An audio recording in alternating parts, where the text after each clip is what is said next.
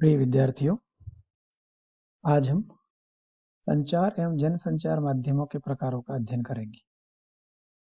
जैसा कि आप पूर्व कक्षाओं में देख चुके हैं, संचार शब्द अंग्रेजी के मीडिया शब्द का पर्याय है, जिसका अर्थ होता है दो बिंदुओं को जोड़ने वाला। संचार माध्यम भी संप्रेषक और श्रोता अर्थात संदेश को जो देने वाला है वह और जहां तक संदेश पहुंच रहा है उन दोनों को जोड़ने का कार्य करता है।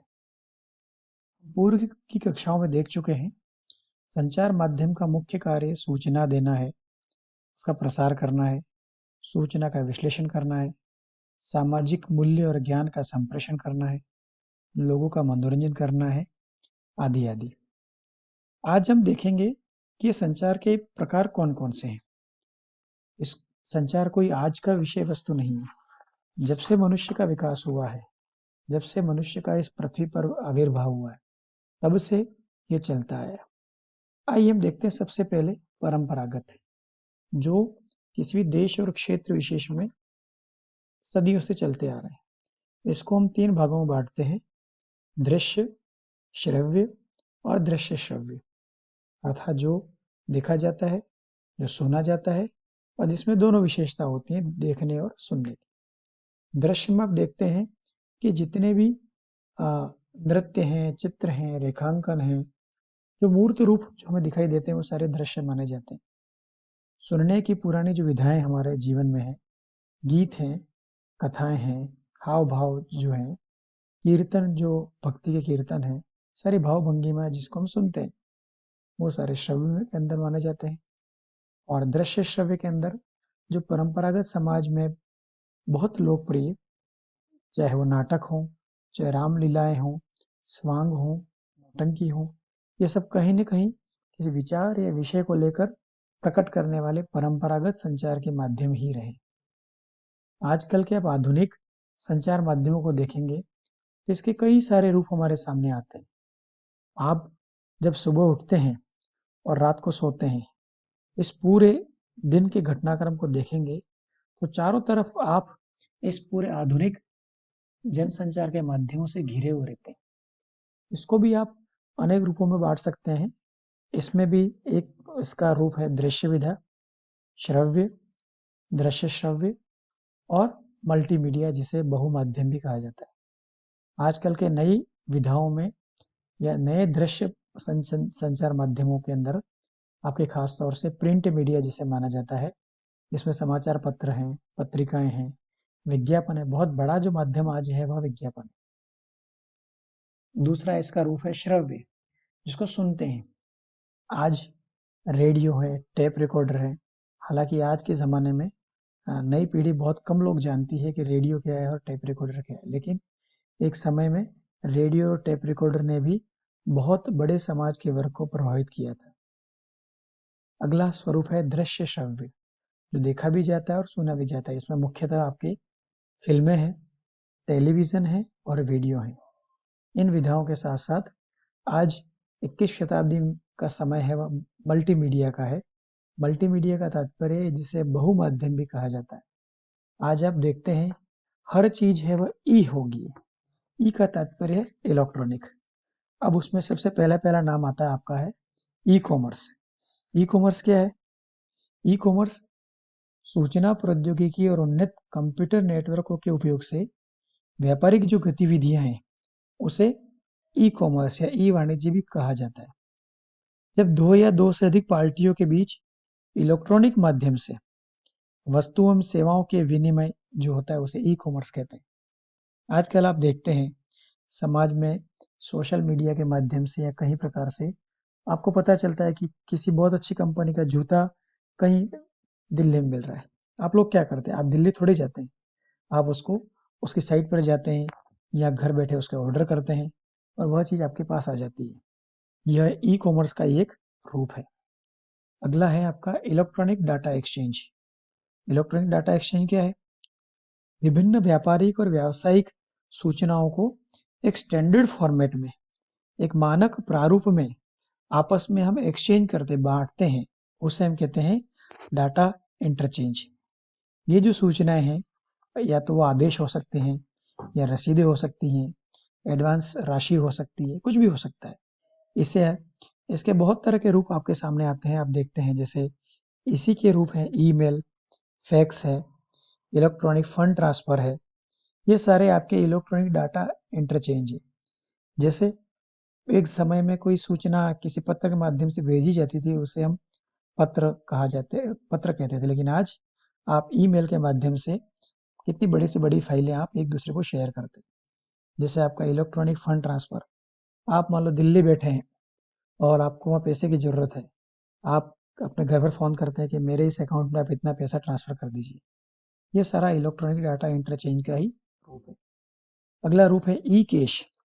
ई कैश का तात्पर्य है जिसके माध्यम से खरीदे सामान का भुगतान हम कोई पैसा नहीं देते, उसे हम ई कैश करते हैं।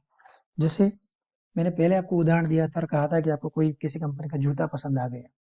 जब जूता आप ऑनलाइन उसको ऑर्डर करते हैं तो वो बहुत तरह के आपके सामने ऑप्शन रखता है कि क्या पैसा पहले देंगे या बाद में देंगे। पहले दिया जाना कहा जाता है प्रीपेड, और बाद में सामान के आने पर पैसा दिए जाना कहा जाता है कैश ऑन डिलीवरी। अब कुछ कंपनियां पैसा पहले भरवाती हैं, तो आपको फिर अपने कार्ड से, अपने क्रेडिट कार्ड से, अपने डेबिट कार्ड से, अपने नेट बैंकिंग से पैसा आपको देना पड़ता है। वह ई कैश माना जाता है। अगला रूप आपका आता है डिजिटल हस्ताक्षर। आजकल आप देखते हैं जितने भी प्रमाण पत्र बनते हैं, चाहे जाति प्रमाण पत्र हैं, आय प्रमाण पत्र हैं, मूल निवास हैं या विशेष मूल निवास हैं, उस प्रमाण पत्र में देखना आप बिल्कुल उस सर्टिफिकेट नीचे डिजिटल हस्ताक्षर होते हैं। वह अधिकारी अपने स्वयं हस्ताक्षर नहीं करता, उस हस्ताक्षर के बजाय जो भी उसकी ऑथोरिटी है उसके पास उसका ओटीपी जाता है। ओटीपी कहते हैं वन टाइम पासवर्ड। वह वन टाइम पासवर्ड उसमें डालने पर उसके साइन डिजिटल हो जाते हैं, अर्थात हमें दिखाई नहीं देते लेकिन उसमें उसके साइन होते हैं, उसे डिजिटल हस्ताक्षर कहते हैं। इस प्रकार ई फैक्स, ई फैक्स क्या है? ये ईमेल और इंटरनेट के बाद ई फैक्स का प्रचलन भी शुरू हो गया है। यह सुविधा पहले सर्विस प्रोवाइडर के माध्यम से मिलती थी। अब आज कंप्यूटर के आने के बाद आज हर व्यक्ति ई फैक्स मशीन से कुछ न कुछ इसका उपयोग कर रहा है, जिससे धन की बचत होती है, समय की बचत होती है। उसके बाद में ई प्रोक्योरमेंट। ई प्रोक्योरमेंट यह एक प्रकार से एक बहुत बड़ा व्यापार है जिसके अंदर आप बहुत बड़ी खरीदारी करते हैं। इंटरनेट एक विशाल स्टेडियम की भांति है जिसमें एक समय में कई खेल एक साथ खेले जा सकते हैं। जैसे इसमें स्टेडियम में कुछ इंडोर होते हैं, आउटडोर होते हैं। उन्हीं में से ये जो इंटरनेट पर आप इसमें क्रय विक्रय करते हैं, मोल भाव करते हैं, पैसा एक्सचेंज करते हैं, यह सारा आपका ई प्रोक्योरमेंट माना जाता है। प्रोक्योरमेंट का अर्थ क्या अर्थ होता है? मोल भाव करना है, पूछताछ करके कोई वस्तु खरीदना है, उसमें दलाल आदि से सौदा पक्का करते हैं। लेकिन इन सारी प्रक्रिया में ई जुड़ जाता है। ई का तात्पर्य इलेक्ट्रॉनिक, इसे हम कहते हैं ई प्रोक्योरमेंट। अगला इसका स्वरूप आता है एम कॉमर्स। एम कॉमर्स जैसा कि ई कॉमर्स हमने पहले देखा है, एम कॉमर्स का तात्पर्य है मोबाइल फोन के आने के बाद ये सारी व्यापारिक गतिविधियां मोबाइल से शुरू होने होने लग गई, इसे हम एम कॉमर्स कहते हैं। अगला और सबसे बड़ा महत्वपूर्ण औजार और हथियार है आज की तारीख में मोबाइल। मोबाइल अपने आप में सारी दुनिया का खजाना आपका मोबाइल है। यह मोबाइल अपने आप में बैंक है, यह मोबाइल अपने आप में कैमरा है, यह मोबाइल आपका डिजिटल डायरी है, यह मोबाइल आपकी बैंक, आपके सारी डॉक्यूमेंट्स का एक कोश है, खजाना है। मोबाइल आज की तारीख में कई सारी चीज़ों को लिए हुए, इसके माध्यम से भी हम बहुत तरह के जनसंचार के माध्यम का हम उपयोग करते हैं। अगला स्वरूप आता है ई गवर्नेंस। ई गवर्नेंस आप सभी जानते हैं, भारत सरकार ने 17 अक्टूबर 2000 को सूचना प्रौद्योगिकी अधिनियम लागू करके ई कॉमर्स एवं ई गवर्नेंस को वैलिडिटी प्रदान की, वैधता। इसका तात्पर्य है जितने भी राजकीय कार्य हैं वह आपको इलेक्ट्रॉनिक के माध्यम से आपको उपलब्ध होते हैं। आप लोगों ने देखा होगा, चाहे किसी भी प्रतियोगी परीक्षा में बैठते हैं या कहीं एडमिशन लेते हैं या सर्टिफिकेट आपको जो भी चाहिए वह आप ऑनलाइन अप्लाई करते हैं, ऑनलाइन आपको सारा मिलता है। ये सब ई गवर्नेंस के उदाहरण है। अगला स्वरूप है ई यूनिवर्सिटी। ई यूनिवर्सिटी क्या है? यह इलेक्ट्रॉनिक साधनों से विश्वविद्यालय में विभिन्न संकायों में प्रदान की जाने वाली सूचना, ज्ञान, रिसर्च आदि जो उपलब्ध कराया जाता है, इसे ई यूनिवर्सिटी कहा जाता है। किसी भी विद्वान, विषय विशेषज्ञ, प्रोफेसर द्वारा दिया व्याख्यान उसी रूप में सुना और पढ़ा जा सकता है। आजकल आप देखते हैं जो डिस्टेंस एजुकेशन है, या जिसे दूरस्थ शिक्षा कहते हैं, उसमें ई यूनिवर्सिटी का बहुत बड़ा विशेष महत्व है। इस कोरोना काल में आप लोगों ने देखा होगा, आप किसी कक्षाओं में नहीं गए, तो ये बहुत सारी चीजें आपने ई स्वरूप से प्राप्त की है। ये ई यूनिवर्सिटी का छोटा स्वरूप है। उसी उपरांत एक और स्वरूप आता है ई परामर्श। आपको परामर्श लेने के लिए किसी व्यक्ति के पास जाने की जरूरत नहीं। आप इलेक्ट्रॉनिक रूप से, आप चाहो तो डॉक्टर से, इंजीनियर से, वकील से, प्रोफेसर से, आर्किटेक्ट से, किस प्रकार उनकी फीस आप ऑनलाइन भर के उनसे आप परामर्श ले सकते हैं।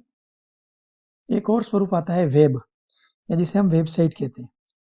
वेब का शाब्दिक अर्थ होता है मकड़ी का जाला।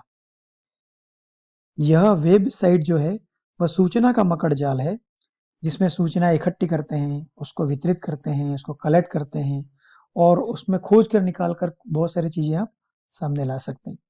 जैसे आप किसी सर्च इंजन में जाकर कोई भी एक शब्द डालेंगे, आप सेकंड के कितने सारे टुकड़े में उससे मिलते जुलते हजारों चीज आपके सामने वह वेबसाइट सामने रख देती है। ये होता है वेब। उसके उपरांत आता है ईमेल। ईमेल आप जानते हैं, ये वह डाक है जो इलेक्ट्रॉनिक है। इसके लिए ना किसी पत्र की जरूरत है, ना किसी पेन की जरूरत है, ना किसी डाकिये की जरूरत है, ना पोस्टमैन या पोस्ट मास्टर की जरूरत है। यह अपने आप में इलेक्ट्रॉनिक माध्यम से एक सूचना दूसरे तक पहुंचाना है, वह कहलाता है ईमेल। अगला और सबसे महत्वपूर्ण आपका साधन है वह इंटरनेट। आप सभी जानते हैं, आज की तारीख में इंटरनेट है वह जीवन की सबसे बड़ी आवश्यकता बन गया है। आज इंटरनेट के कारण ही सारी दुनिया एक छोटा सा गांव बन गई है। इंटरनेट क्या है? विभिन्न स्थानों पर स्थापित कंप्यूटरों का नेटवर्क है, जो सारे कंप्यूटर एक साथ इसमें जुड़ते हैं, और उसके माध्यम से हमें अनेक चीजें बहुत कम समय में प्राप्त हो जाती है। उसके उपरांत आपका आता है केबल टेलीविजन।